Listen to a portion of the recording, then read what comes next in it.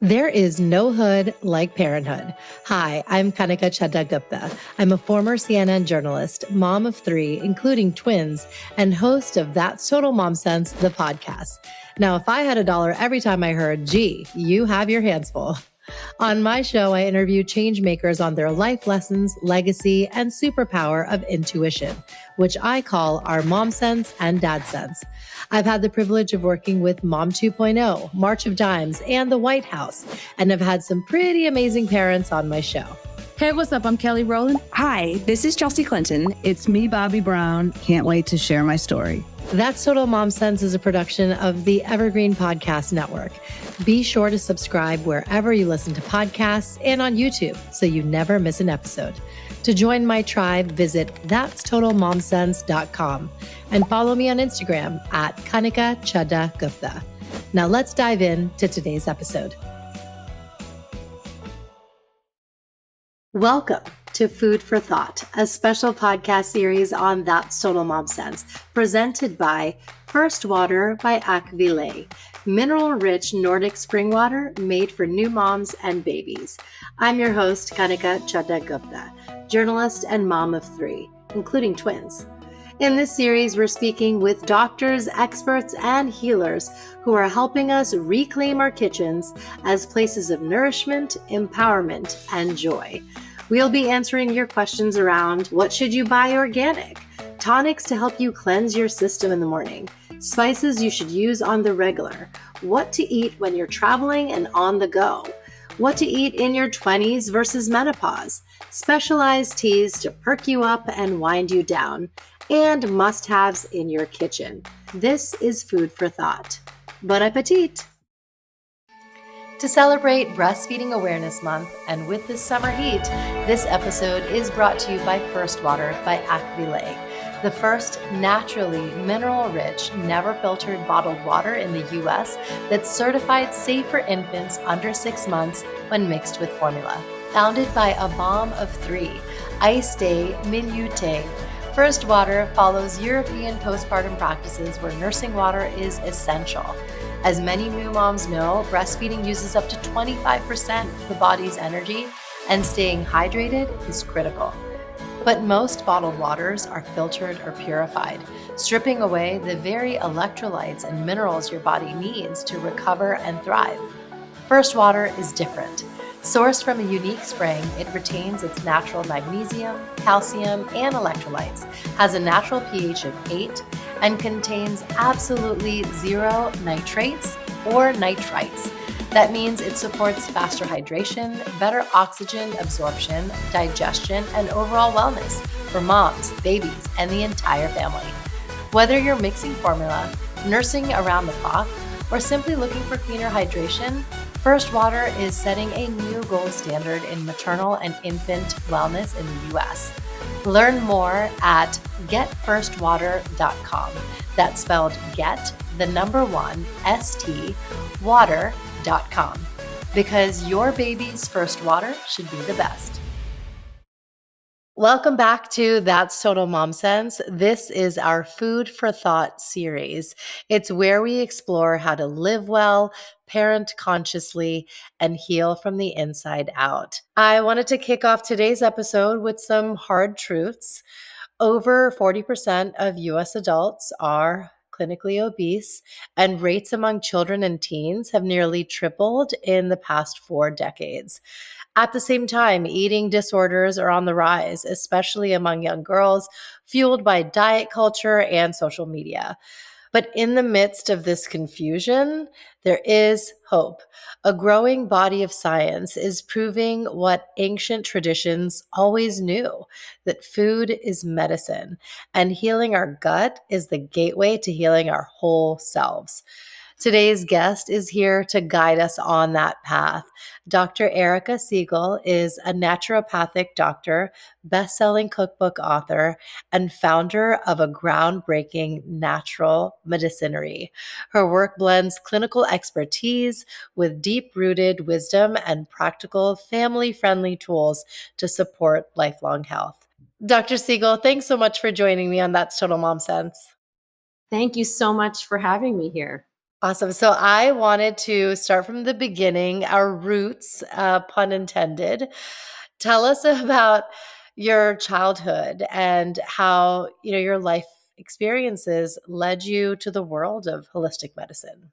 Well, I grew up in New Jersey in a fairly traditional family, and we were sort of humming along as you might expect. And my dad actually had a widowmaker heart attack when I was 8 years old. He survived this, and our family became oriented around his health and a heart healthy lifestyle, which in the 80s looked different than it does today, but it started to orient me around food and nutrition, and that there are other ways to take care of ourselves other than pharmaceuticals. And then I was interested in a career in healthcare, and doing integrative functional medicine just seemed like a good fit because it was looking at the whole scope of what we have available to us for healing. And it really looks at prevention as a cornerstone and understanding what someone's risks are and identifying them as an individual and treating them as such. Yes, yes. And then what drew you to like all things naturopathic? And because I have such a deep respect for that growing up, I'm Indian and we relied so heavily on all things natural and, have just a plethora of home remedies for everything. What was that gravitational pull for you? Something about my constitution feels aligned with the natural world. Being in nature, seeing her gifts, the plants that grow right outside my house here in Portland, Oregon, recognizing that medicine is everywhere and learning that most pharmaceutical medicines actually are derived from something in nature. So when I learned that, and in college, I just happened to study indigenous cultures as part of a class, and I learned about their medicine making. And traveling around the world, I had a lot of opportunity as a young person to travel in developing nations. And I was always fascinated by how they dealt with medical conditions and health. They would really use what was available to them, what grew outside their doors. And it just opened my eyes that there's so much more than what we've maybe been trained to think is available to us that has been produced over the last 50 to 100 years. What have people been doing for the thousands of years before that? So I think I came across it more as a anthroposophical and anthropological way, where I just was curious, what have humans been using for all these years? And then that combined with my natural tendency to gravitate towards natural things just kind of was a perfect fit to see, what's happening today combined with the advances in biochemistry and science. How can we use the techniques that we have today, the technology that we have today, to understand our history and to understand the natural world? I know that you've, shown how we should treat our body as an ecosystem. And that's something that, holistic wellness is all about. How do we achieve this like homeostasis or like equilibrium with everything that we ingest? Tell us about, we're 70% water, but like, what is that, more acid, more base? Like, break it down. All biological systems are trying to achieve homeostasis. Every plant, every animal, humans, that is how we function, is always micro corrections to get back to that place of balance. And a lot of it requires tuning in to what our body needs. That's really a relationship with self, as opposed to outsourcing that wisdom and constantly listening to the next person tell you to eat this or that. It really comes back to asking yourself, does this feel right? Does this feel good? And the answer might change depending on what's going on in your life. If you are pregnant and growing a baby, you may feel more of a desire for protein. If you are more sedentary, you may be able to get away with less calories. If you're out in the desert, you're going to need water and salty food because your body's going to say, I need more electrolytes. So some of it is about a relationship with ourself. And then the other piece is just understanding that we have core requirements as a human. We have a requirement for our macronutrient levels to be met. So that's protein, fat, and carbohydrates.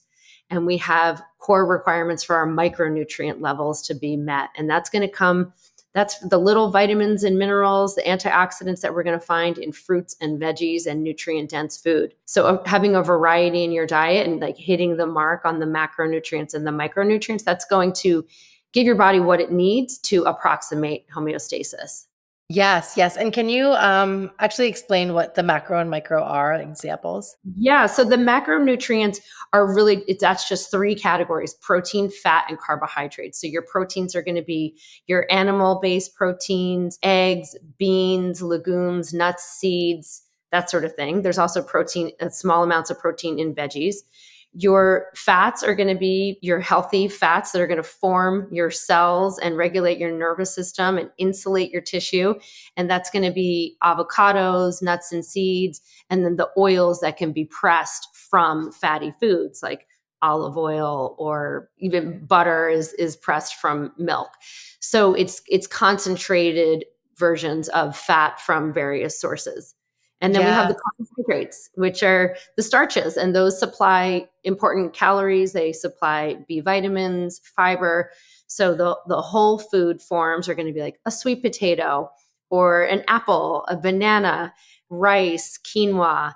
Down the line are the processed grains, the carbohydrates, which tend to be adulterated and stripped of a lot of nutrients and therefore not as healthy for us. So that's going to be corn chips and cereal and crackers. But we do have a need for carbohydrates in our diet, and a lot of diet plans will kind of avoid those foods, but that can be detrimental to some people's bodies, especially if they're growing or if they're in a time of stress or healing. They really do need some level of carbohydrates. Those are the macronutrients. Those are the big guys. They build. Macronutrients build our body, give us the building blocks to grow and repair. And the micronutrients are the little things. It's what you're going to find in a carrot, wrapped up in an apple, along with the carbohydrates are going to be phytochemicals, nutrients. It's also where you're going to find a lot of your fiber is going to come along with those foods that have the micronutrients. So it's really mostly your fruits and veggies. They're going to give you the tiny vitamins, vitamins A and D and E and K and C, all the letters. And the reason we need those is every pathway in our body requires those nutrients to make ATP, which is fuel, for our detox pathways to work appropriately, and for our cells to heal when they've been damaged. And reality is our cells are always being damaged and always healing. So we need a lot of nutrient density for that. I want to double click on produce, all things fruits and veggies, and have you break down the clean 15 and the dirty dozen. When we are in the grocery store, what should we turn to that we're like, without fail, organic? And what are the things that are like, okay, it doesn't really matter on this particular thing?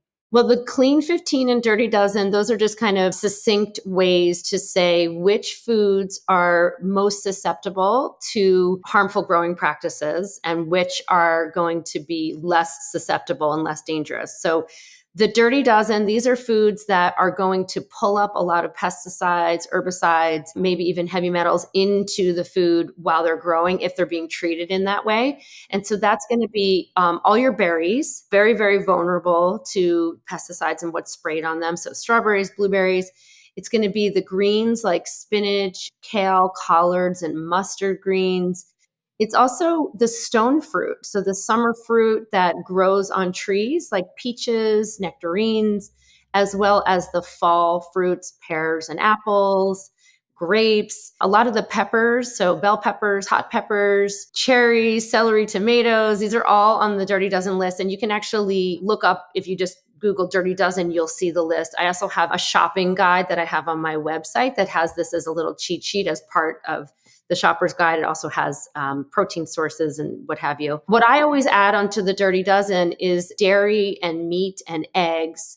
So thinking about what animals you eat or animal products you eat, and recognizing that anything that they eat or they're exposed to gets concentrated in their flesh and their fat. I believe it's really important to get cleanly sourced cow milk products, because if they're exposed to pesticides, GMO, corn feed, antibiotics, growth hormone, that is going to be extremely concentrated in their milk. And then you're getting a large dose of that. Right. Same for meat, their muscle is going to have a concentration of those problematic things. And that translates right into your toxic load, which we're already managing a lot because we can't choose everything that we're exposed to. Our air, our soil, our water all has contamination in it. And so when we can choose, I recommend that people get pretty stringent about that and choose organic as much as they can from small farms, local farms. You're going to get your best products. I'll also remark that coffee is one that's not technically on the Dirty Dozen list and often gets overlooked. I think because we consume so much coffee in this country and around the world, people aren't really thinking about the sourcing of it. And that is something we really want to pay attention to. Coffee can be grown in very poor conditions. It is very susceptible to mold. And it is also susceptible to being oversprayed because it's grown in countries that have less regulations around what they're spraying and what they're using on the plants. So I would recommend an organic, fair trade, mold-free coffee. And you can look that up and find companies that can guarantee that. And so would you say that, like, as a rule of thumb for those who might have a tighter budget, the organic should be the produce that you're eating, the peel, and something that has a peel, like a banana, is like okay to not go organic? The ones that are what would be considered the clean 15 that you can save money on by not choosing organic. Avocados are a good one. Bananas are kind of somewhere in the middle. Yeah. Papaya, the melons, kiwi, those foods you can get conventional. Also, cabbage tends to be a very hardy vegetable that doesn't pull a lot from the ground. And so cabbage is a safe one. Watermelon is a safe one. Sweet potatoes, mango. So a lot of the tropical fruits are hard to get organic and actually are fine to get conventional. That's excellent. And can we talk about grains too? Because with kids, they love their cereal. And I know with my kids, there was actually this time that I had all three. I have twins and a younger one. They're all 18 months apart. So at the time, there were 5 and 4. And I took them to Target with me, and they knew about how we only get the organic cereal. So it's the Cascadian Farms and the Kashi, and they love it. Surprisingly, there are, you can get your honey O's, like a honey nut Cheerios. That's organic, Right. and that's because of the Roundup. So, tell us about Roundup and why we should care about that. Yeah, Roundup is a very, very potent chemical that is being sprayed on all of our wheat, unless it's organic, and a lot of our other produce. And it makes the grain more drought resistant. It allows them to basically get more out of the land. And it is an extremely dangerous chemical. In fact, there's many class action suits going on right now against Roundup from farm workers that are exposed to it regularly because they have really high incidences of leukemia, Oh, lymphoma, multiple myeloma. I believe that in some amount of time it will be completely banned and we will say, can you believe we used to put this on our food? Roundup contains glyphosate, which we know is a neurotoxin and an endocrine disruptor. So it affects our body's hormones. It competes with our receptors and basically kind of hijacks our endocrine system. The list goes on and on. This is a very, very dangerous food product. mm, And unfortunately, so many of our wheat products are high in glyphosate, and people are having a lot of reactions to wheat products. And they may think that it's due to gluten, and it may be, but it also could be due to glyphosate. So wow. I recommend that all wheat products are organic and, if possible, to get ancient wheat products. So ones that are made with a grain that is actually an older version of the wheat that we currently grow here. Because somewhere along the 1950s, the grain that was introduced into the US started to get adulterated and modified to increase its gluten content because it was easier to work with in the machines and would create a chewy texture that people enjoyed. Fast forward 70 years, and we have learned that that grain, organic or not, is really problematic when it's that high in gluten. So I would go with the ancient grains. It'll actually say like ancient wheat or spelt, and then you're getting a better wheat product. And this is evidenced by people will tell me, I can't eat anything in the US that's made with wheat, but when I travel to Europe, I can eat everything and I'm fine. And that's Yeah. because they're actually dealing with a different type of wheat there. Absolutely. I actually want to plug a neighborhood favorite pizza place. It's called SQ Pizza. And we love it because it's artisanal pizza made with Italian dough.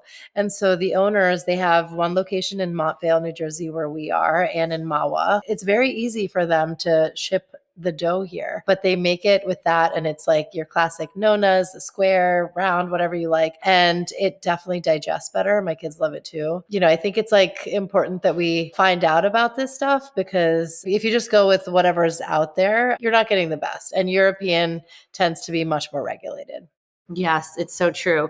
There's a company, Sunrise Flour Mill, that sells online grain, and they have like pancake mix and pastas, and that's where I get a lot of my grain items, because they have basically a heritage wheat flour. It's organic heritage wheat, so it's an ancient grain and it's produced in a healthy way.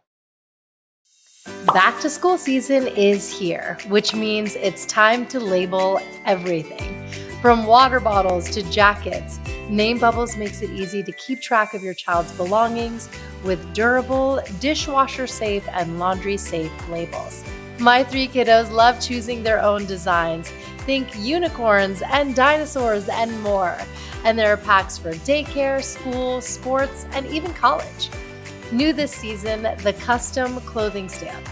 It's a quick, no-sew, no-iron solution that works on everything from onesies to swimsuits and lasts for over 40 washes. It's kid-safe, customizable, and even comes with refill kits for long-term use. Name Bubbles is mom-owned and proudly made in the USA, helping families stay organized for over 15 years. Check out my podcast interview with the founder, Michelle Brandress, from the archives. Visit namebubbles.com and use code MOMSENSE15 to receive 15% off your order. Happy labeling! Now I want to get into just kind of practical takeaways you could give us, starting with adults. So, as I mentioned in the beginning, obesity has been on the rise for decades now. What are things we should kind of be mindful of if weight loss is that one thing that's like top of mind at pretty much every phase of our life? Well, if we're looking to reduce our weight, I would first do an inventory of the macronutrients. Are you getting, like if you look at your plate of food, do you have a third of it protein, a third of it carbohydrates, a third of it fat, and represented there, like ideally there'd be like, it's about 50% vegetables. If you look at a plate of food and it's out of balance, like if you're having pancakes for breakfast, all you've had are carbohydrates. You haven't had protein. Right. If you're having a bagel with cream cheese, really that's kind of wasted calories. I'd rather that you put a bunch of turkey meat on that bagel if you must have a bagel. So having a, honest conversation with yourself about your meals, ideally not skipping meals, because your body really wants that rhythm and it doesn't want to be starved. That will create a stress response and the adrenals will start pumping out more cortisol. So I recommend that people have breakfast and that it have protein in it. And maybe thinking beyond the typical breakfast of cereal or a piece of toast, and even having dinner foods for breakfast. I will have zucchini with chicken and rice. Yum. Yeah. Yes. When I traveled in India, I realized, we're eating khichdi every meal. That model of eating toast or eating cereal is, that's sort of our model for breakfast, but that's not what they're doing around the world. So I've learned a lot from traveling and recognizing that people eat the same food for breakfast, lunch, and dinner. And that's what I personally do. I recommend that we use vegetables as a carrier. So maybe instead of a piece of bread, using romaine lettuce and filling it up like little boats, or cabbage. You can use cauliflower as instead of rice, or doing half rice and half cauliflower. Like really go big with the veggies. Let it be what you dip into your hummus instead of a chip. I also recommend that people don't eat after dinner. So once dinner is done, and if you want something sweet, have it right after dinner, and then you're done. Your body doesn't need any more calories at that point. And if you eat up until bedtime, you will shut down a lot of your metabolic processes at night that would be burning off the fuel. Cut it off 2 to 3 hours before bed, and that seems to have a pretty big impact on our weight. What's your take on intermittent fasting and how, maybe men and women should be doing it differently? I know it's definitely worked for me. I'm not so hard and fast about it, but I only really eat one bigger meal, and it's definitely in the day. So it could be my breakfast or my lunch, depending on how I'm feeling. And my dinner, I eat like a bird. you know? Mhm. So, yeah. And even that's around like 5 p.m. latest, and I sleep by Mhm. 10. So, Yeah. I've noticed that has really just transformed my wellness level and body Mhm. too. But yeah, tell us about intermittent fasting. Yeah, intermittent fasting, also known as time-based eating, is having a feeding window and a fasting window.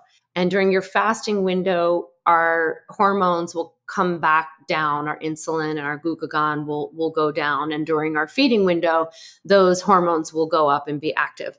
And the concept of intermittent fasting is that when you give your body a chance to rest and not do the hard work of digestion, that it can get to its cue of a lot of things. It can turn up the metabolism, it can do a lot of healing, it can increase immune function, it can starve off cancer. There's a lot of application for fasting or intermittent fasting. Now, on a day-to-day basis, people will respond differently to intermittent fasting. Like kids and teenagers really shouldn't have prolonged fasting windows because they're in such a rapid time of growth that it tends to stress their body out. So the rule about not eating after dinner, I do not apply to anyone who's growing, and that's including a pregnant woman. If you're growing a Mhm. baby or growing yourself, you should eat when you're hungry, and that may be all the way up until bedtime, and that's fine. But Yep. for everyone else, I think that there should be a 12-hour window minimum of no eating. So that could be 7 to 7. Now, for some people, they're going to go to 14 hours, 16, 18, or 20. The effect of that will vary based on who they are. A woman who is 1 week away from her menstrual cycle may not feel great if she puts off breakfast for 4 hours and doesn't eat until noon. She might start to have a blood sugar crash and not feel great. Or if you're going to work out in the morning, it's not a great idea to work out fasted because, especially if you're doing strength training, you're now going to eat your muscles for fuel. If you don't have protein on board, you are going to eat your own muscles to build your muscle back. And you'll just be taking, one step forward, one step back. You will not Right. actually build muscle. So regarding, intermittent fast, there's always going to be a little asterisk there. Like it works in this situation, doesn't work great in that situation. If someone's going to wants to do like a 16-hour, I would rather that they skip dinner than skip breakfast, especially if they require a lot of fuel in the morning to get going or if they're going to exercise. That being said, people do different styles of intermittent fasting, maybe not eat till noon. And a lot of people will report they feel more energy, more focused. They feel really good not eating and like delaying their breakfast. And so you have to use your intuition and see how it feels in your body. If you're under a time of stress, your body may find it to be stressful to not eat.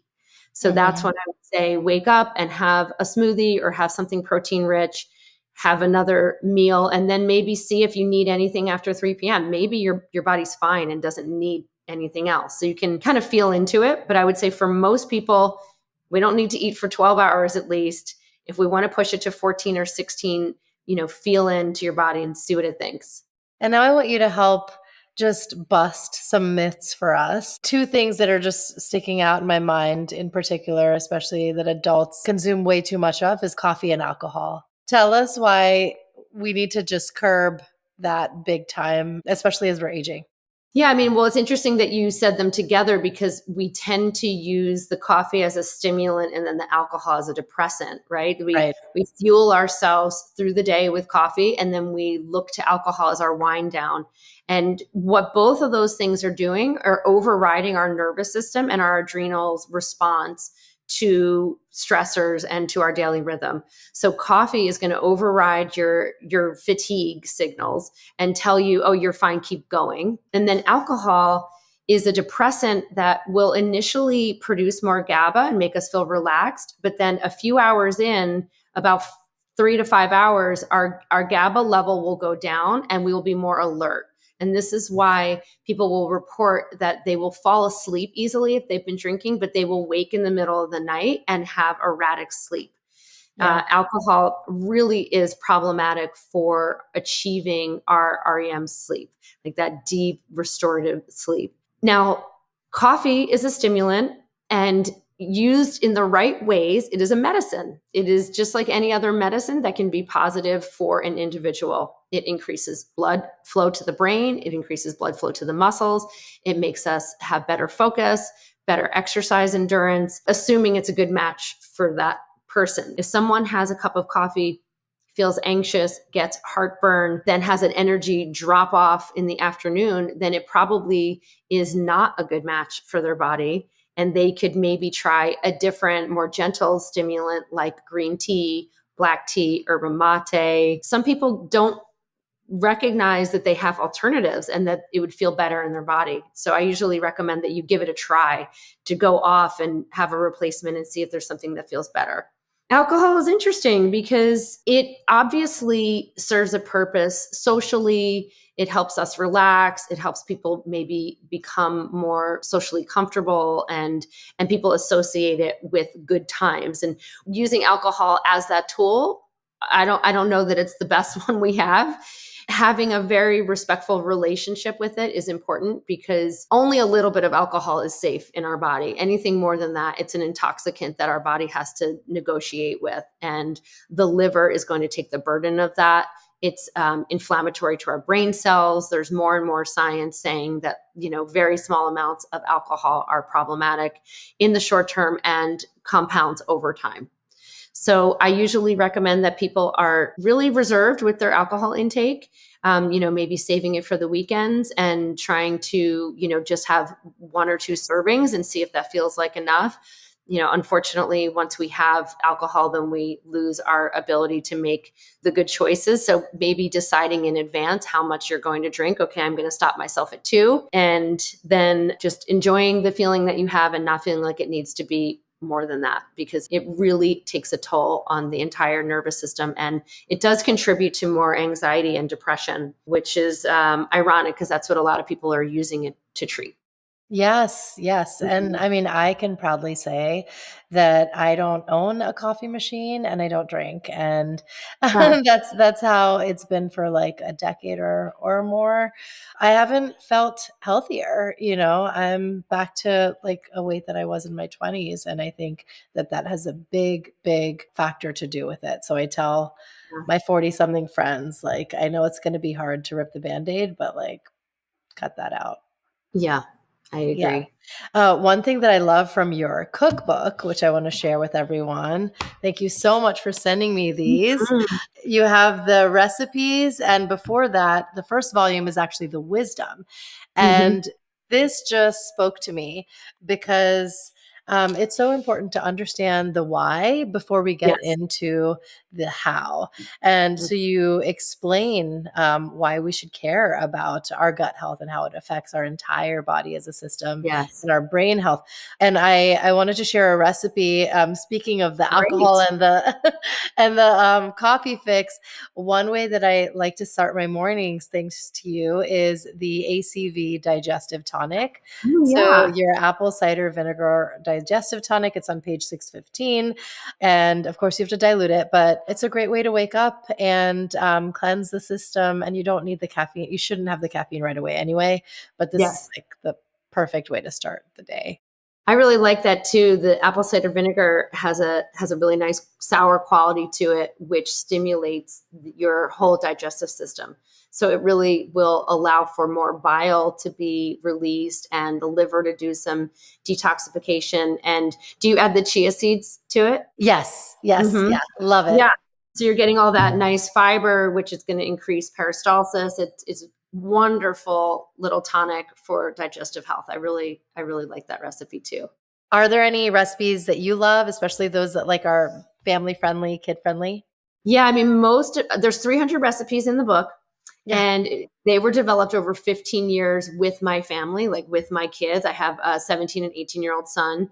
We developed these in our kitchen with them as the testers and tasters. And so I would say every recipe is family friendly. Some of my favorite chapters are the dips and the dressings chapters, because if you have a good dressing or dip or sauce, it can make anything delicious. So you could have steamed broccoli and rice, which is kind of boring, and then put an amazing gingery coconut sauce on top, and it's the best thing you've ever had.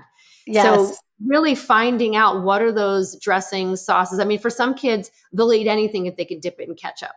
It's Right. the same concept. Find what is that delicious dip or sauce and always have it available. And then, your family will eat anything with that on it. One of the things we do all the time is we'll just make bowls where we have a grain, we have some protein, a bunch of veggies, and everyone makes their own bowl. And then we have a couple different sauces, and you just go crazy with the sauces, and it's a wonderful meal. And, taking from your Nourish Me Kitchen is the brand, how easy is it to just grow some herbs at home and feel like, okay, I can have that green thumb. I can make my farm to table, happen. Right. Yeah, I mean, it depends on where you live and what your climate is. I feel like growing herbs, first of all, you have your pots and you can easily grow mint, basil, parsley, rosemary. You can grow all your herbs and spices pretty easily. And then if you have a little bit of a garden spot, you can grow salad greens, tomatoes. It is pretty easy. And the thing I like most about it is it has an effect of having my kids be connected with something growing, something they can tend to and watch and appreciate the flavor of and walk by and take a piece and put it in their mouth. I mean, our kids grew up just eating parsley and sorrel right out of the garden. And Wow. it started to train their palate for natural flavors and natural food. And even if it didn't supply all of our salads, like even if we didn't grow enough to make salads all summer long, it created a relationship that, now they're late into their teens and they eat edible things everywhere they go because they can recognize them. They know it as something that is exciting for them. Their body sort of lights up that they can pick something from a garden and pop it in their mouth. So I think of gardening for us as more about relationship than supplying our family with enough farm to table food. And when we can supply our family with a big salad and a bunch of herbs, I feel so satisfied, but really it's about a lifelong relationship with the earth and growing food. Yes, yes. And I think this is something that can start early on. Like we, Yes. spoke about the childhood obesity rates and diabetes Mhm. rates that are just kind of soaring. And we have to address this. But there's a way to, introduce it into the home that's easy for everyone. And one thing that I came to realize with my kids is it's a sensorial experience. They need Yeah. to touch the food. They need to get their hands in there, need to smell it. They need it all over them. you know? Yes. They want to hear the crunch. It's like all Mhm. of that needs to happen, and that can make it fun.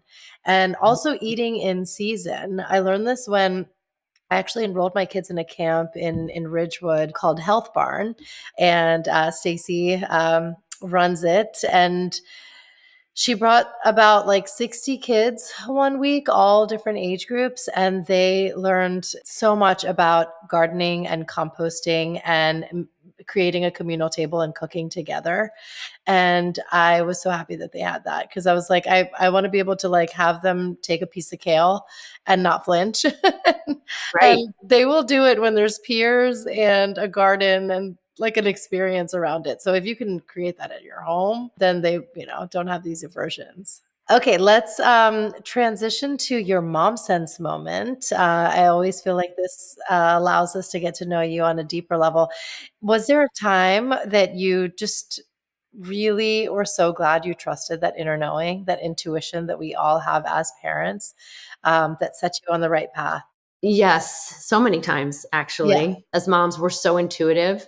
And when something just doesn't feel right to us, even if other caretakers or teachers or doctors are telling us it's one way, but if we know something isn't right and we know our child, then I think that should speak louder than everything else. I have experienced that time and time again. You might read in a book that you're supposed to handle something in a certain way, but you're dealing with an individual who hasn't read the textbook. right. And your child is a unique person, and we have a sense of who they are that is different than the quote experts.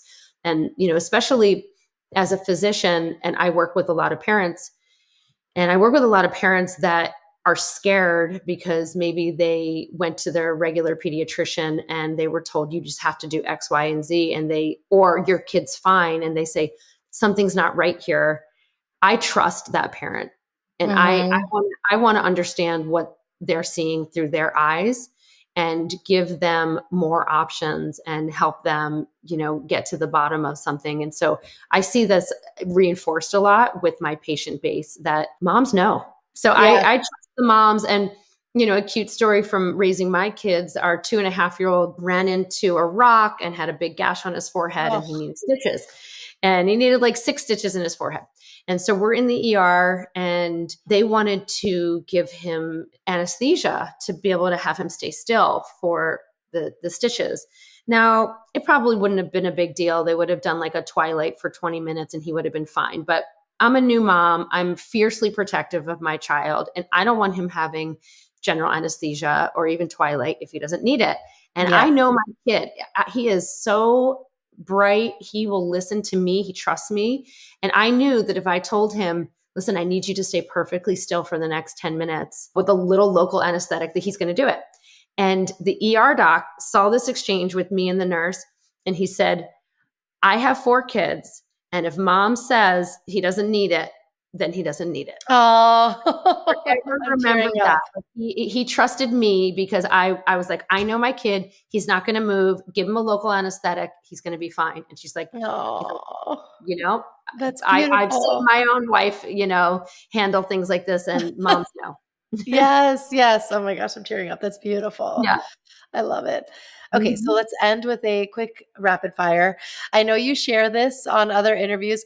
What are 5 things that you would take with you if you were to be deserted on an island somewhere? Okay, I'm going to take a supply of avocados. We're going to take a supply of coconuts so we can get the water for hydration and the meat for fat. I'm going to take salt, because anything that we find to eat out there, we're going to need salt on it, and it'll keep our hydration up by restoring electrolytes. I'm going to take ginger root because it's an anti-inflammatory and helps with like every gut thing. It's an antimicrobial. It has a lot of functions in the world.